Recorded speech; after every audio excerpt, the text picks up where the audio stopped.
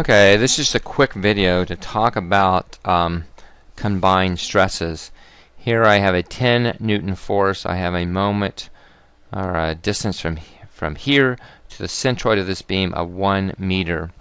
I don't care about what this vertical distance is here, only because this is a vertical force. So first thing we would do here would be we could calculate the moment around this point here. We'll call this point A. The moment around point A is going to be 10 newtons times 1 meter, which will give me 10 Newton meters. And we can tell right now it's going this way here.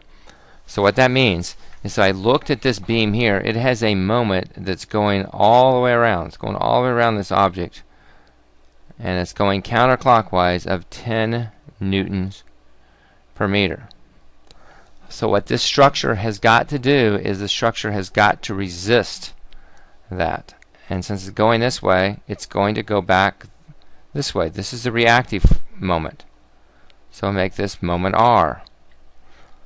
Alright, so if you can tell right now what's going to happen as a result of this, anywhere along this side here, with this being the center, you're going to get compression as a result of the moment. That's not a result of just the P over A.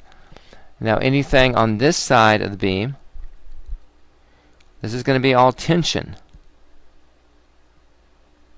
And that's only as a result of the moment, not because of the P over A.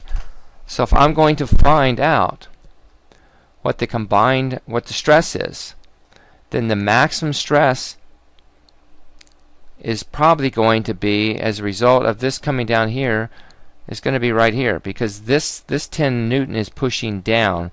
It's creating tension all the way across this. So I have tension.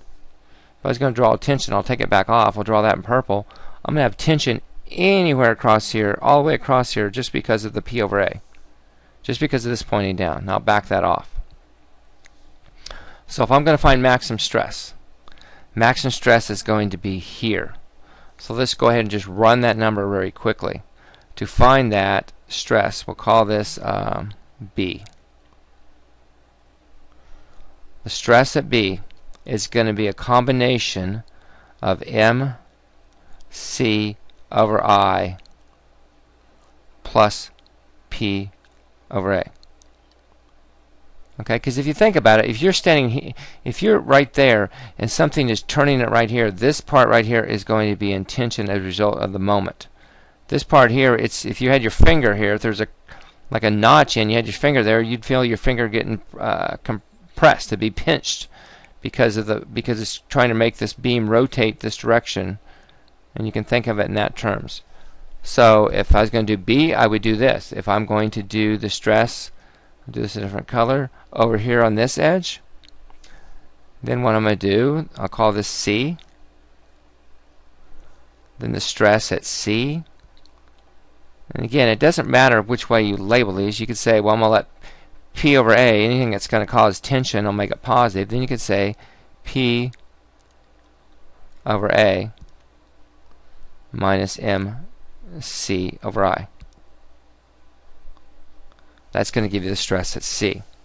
Now I'm assuming that you know how to figure out the area and you know how to do your moment inertia. Obviously your moment inertia, if this is z-axis, then this is the distance here that you're going to cube. This is the distance. This is going to be your base. So this is your base. This is your height.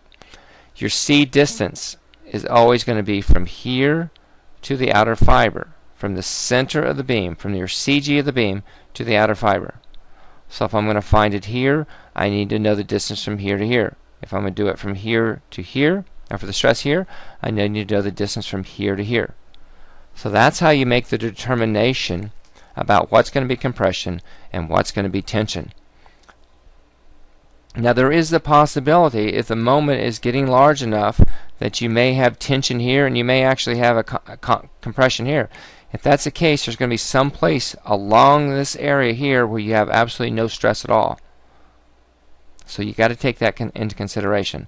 But maximum stress will occur here, right at this, because the moment and the P over A are going the same direction. They're both causing tension there.